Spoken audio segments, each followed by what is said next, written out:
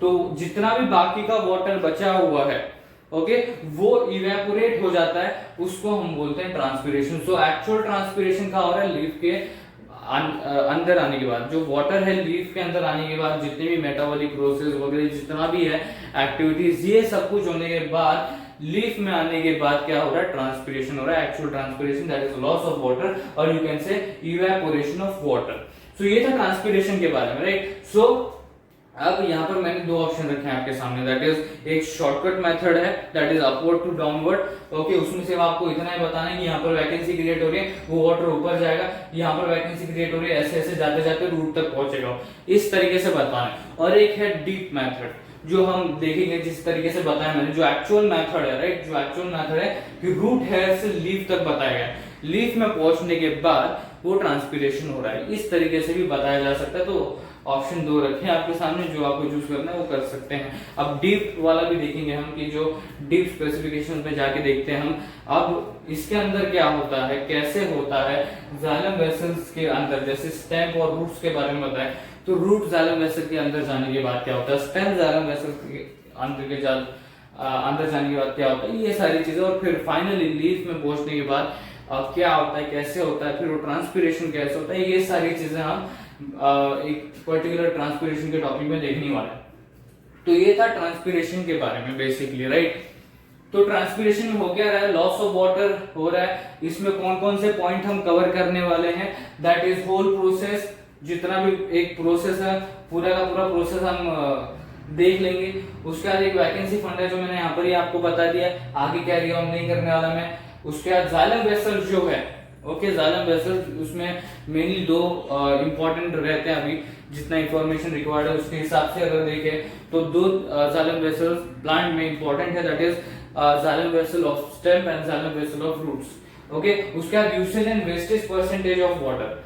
Okay, जैसे कि मैंने बताया मेटाबॉलिक एक्टिविटीज प्रोसेसेस में कितना percentage of water is used and remaining जो वाटर है उसका कितना परसेंटेज है जो ट्रांसपीरेशन प्रोसेस के थ्रू इवेपोरेट हो जाता है, ये सारी चीजें हम देखेंगे। ओके, अब ये जो होल प्रोसेस है मैंने आपको बताया कि इसको दो तरीके से देख सकते हैं। पहला तरीका मैंने आपको यहाँ पर ही बता दिया, ओके। दूसरा तरीका हम बाद में देखेंगे, दैट इज जो डिटेल स्पेसिफिकेशंस के साथ हम जाएंगे, डिटेल्ड नोट्स के साथ जाएंगे, वो बाद में हम देखेंगे, राइट। सो अब जो ये पहला मेथड था उसी में वैकेंसी फंड आया था, तो वैकेंसी फंड यहाँ पर ही कवर कर दिया। अब रिवर्स मेथड में वैकेंसी फंड नहीं आता, राइट। तो उसमें हम डायरेक्टली जो एक्चुअल प्रोसेस है वो कैसे हो रहा है वो सारी चीजें हम देखने वाले हैं। तो ट्रांसपीरेशन के बारे में होगा, इतना हमने डिस्कस कर लिया।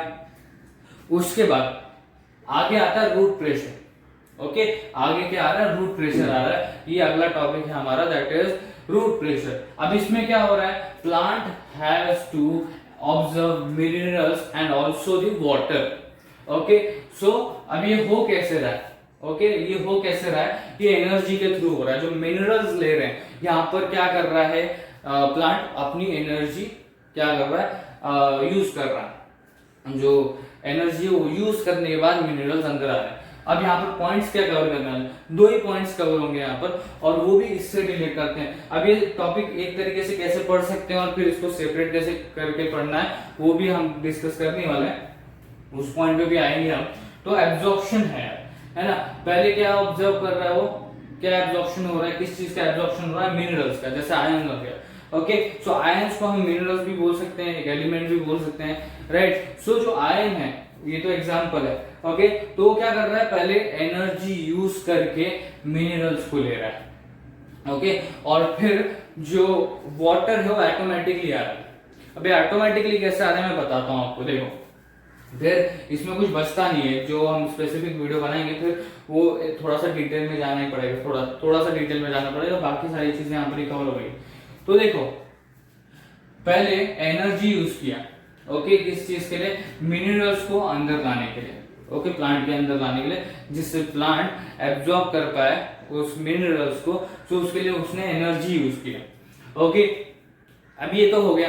अब जो मिनरल्स का कॉन्सेंट्रेशन है वो हाई है, ओके, और फिर एज कंपैरेटिवली अगर मिनरल्स के सामने देखे उससे कंपेयर करें तो वाटर का जो कॉन्सेंट्रेशन है वो लो हो जाता है। और हमने देखा है, जैसे कि यहाँ पर बताया गया, देखो, ऑस्मोसिस और डिफ्यूजन।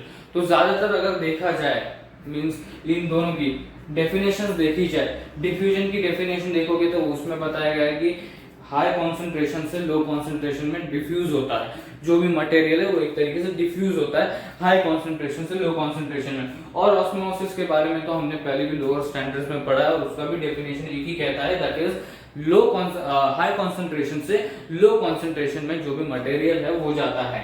ओके, तो डायरेक्टली और इनडायरेक्टली इसका फंक्शन सेम है, डिफ्यूजन बोले ऑस्मोसिस बोलो। Okay, there might be a minor difference but majorly दोनों प्रोसेसेस सेम है।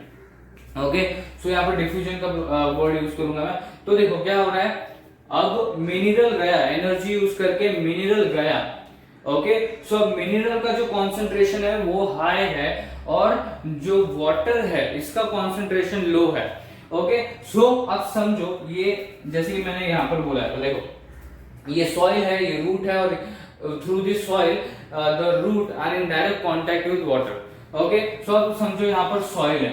ओके, और उसके अंदर एक तरीके से जैसे हम पौधे में पानी डालते हैं तो सॉइल के अंदर जाता है पहले, सो एक तरीके से सॉइल के थ्रू रूट्स जो है वाटर के डायरेक्ट कांटेक्ट में है।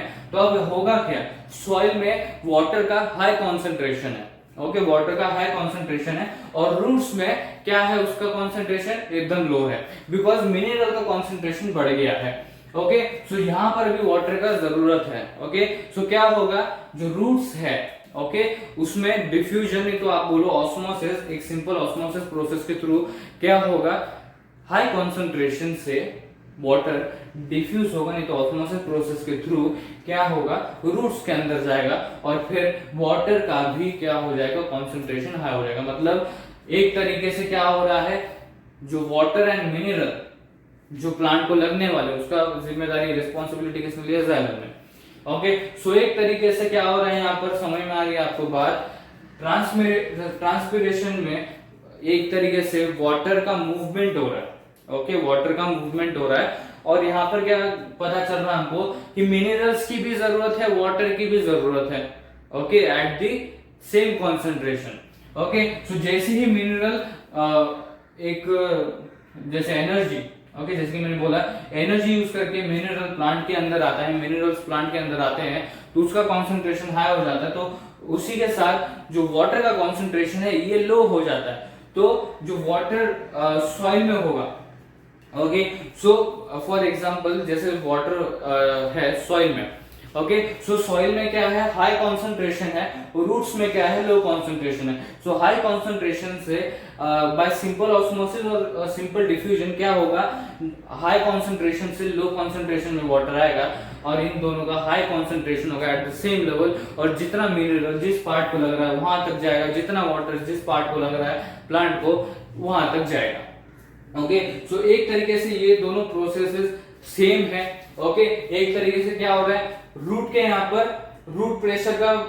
प्रोसेस चल रहा है और लीफ के यहाँ पर ट्रांसपिरेशन का प्रोसेस चल रहा है। अब ये दोनों सेम कैसे हैं, सेम तरीके से कैसे लिखा जा सकता है और अलग तरीके से सेपरेट करके लिखना है तो वो भी वैलिड है, वो कैसे लिखेंगे वो सारी चीजें देखेंगे। तो इसमें दो ही पॉइंट हमको कवर करने हैं, that is absorption of minerals. Okay अब वो मिनरल्स कैसे आ रहे हैं, यूजिंग एनर्जी। ओके उसके बाद जैसे मैंने बताया आपको हाई कॉन्सेंट्रेशन होगा, इसका लो कॉन्सेंट्रेशन होगा, तो due to the low concentration high concentration से लो कॉन्सेंट्रेशन में वाटर आएगा और दोनों का लेवल सेम होगा, तो जितना मिनरल जिसको लग रहा है, जितना वाटर जिस पार्ट को लग रहा है सेम लेवल में उतने पार्ट को चला जाएगा, राइट। सो इस तरीके से ये चल रहा है ना। तो ये था रूट प्रेशर के बारे में।